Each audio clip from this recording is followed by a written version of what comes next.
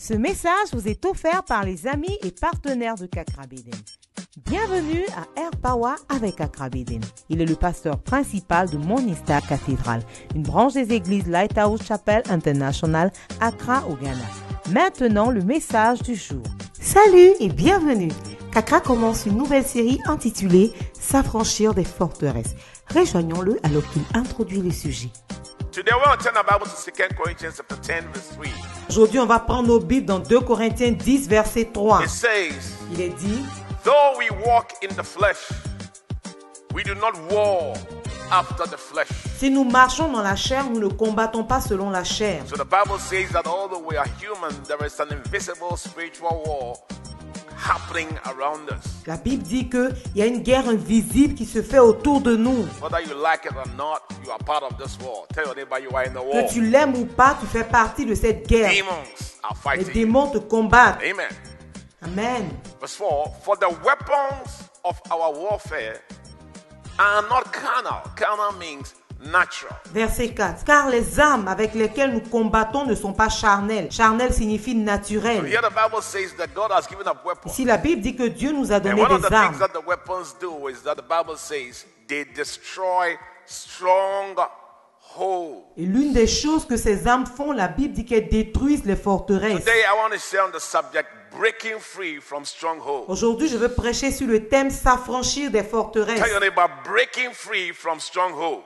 Dis à ton voisin, s'affranchir des forteresses. Verse 5 continues and says casting down imagination. Verset 5 dit renverser les raisonnements. Imagination is a mental picture in your mind. Les raisonnements, c'est une idée que tu te fais dans ton esprit. And every high thing that exalts itself against the knowledge of God, Et toutes les hauteurs qui s'élèvent contre la connaissance de Dieu. which means any kind of knowledge that claims to be higher or superior to the word of God, you must cast it Ce down. qui signifie que toute connaissance qui pense être supérieure à la parole de Dieu, tu dois la renverser. And every thoughts are ideas that are floating through your mind to the obedience of Christ. And having the readiness to avenge all disobedience when your obedience is fulfilled. Et toute pensée, les pensées, c'est tout ce qui est dans ton esprit, toutes les idées que tu as dans ton esprit. Nous les emmenons captives à l'obéissance de Christ. Nous sommes prêts aussi à punir toute désobéissance lorsque votre obéissance sera complète. The Bible says that the devil has strategies.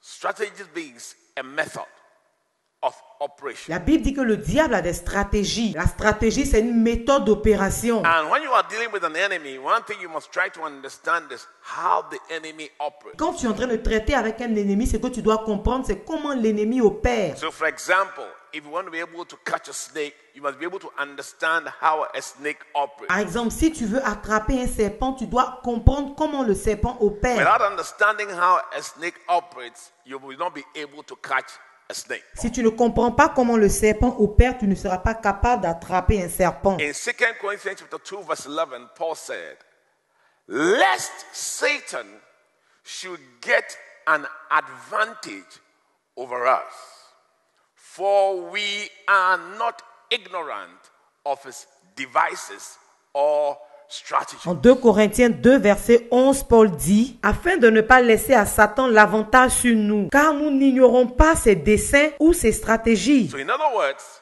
the devil has strategies. » En d'autres mots, le diable a des stratégies. And one thing that we must not do is that we must not be ignorant of his strategies. Ce que nous ne devons pas faire, c'est de ne pas ignorer ses stratégies. But when you understand the strategy, you will know how to deal with it. Et lorsque tu Amen. comprends sa stratégie, lorsqu'il t'envoie, tu sauras comment traiter avec. We are in a war. Nous sommes dans une guerre. One of the devil's strategies is the stronghold. L'une des stratégies du diable, c'est les forteresses. The word stronghold is made out of two words. Ce mot-là est composé en anglais de 2 mots. The first word is to hold, Le premier mot, c'est tenir. and the second word is to hold strongly. Et le deuxième, c'est tenir fermement. It also means something is holding you that is very strong. Ça signifie aussi que quelque chose te tient. Et cette chose est très forte. For example, if you have a wild dog in the house and you want to control the dog, hold the dog. Par exemple, si tu as un chien méchant chez toi à la maison et tu veux contrôler le chien, faut tenir le chien. You don't need to hold even the teeth of the dog or hold the whole dog. Si tu veux tenir le chien plutôt, tu n'as pas besoin de tenir ses dents ou tenir tout le chien. All you need to do is to get a chain and hold only the neck. Tout ce que tu as besoin de faire, c'est d'avoir une chaîne et lui tenir juste le cou. So sometimes all the devil does is just to hold one part of you. Alors souvent, tout ce que le diable fait, c'est de juste tenir une partie de toi. Once he's holding your health, Tant qu'il a ta santé, he's holding your marriage, tient ton mariage, he's holding your joy, il tient ta joie, he's holding your peace, il tient ta paix, he's holding your sleep. il tient ton sommeil. Amen. Amen. Come, Benjamin. Raymond, viens. You see Benjamin? Est-ce que tu vois Benjamin? He's smaller than me. Il est plus petit que moi.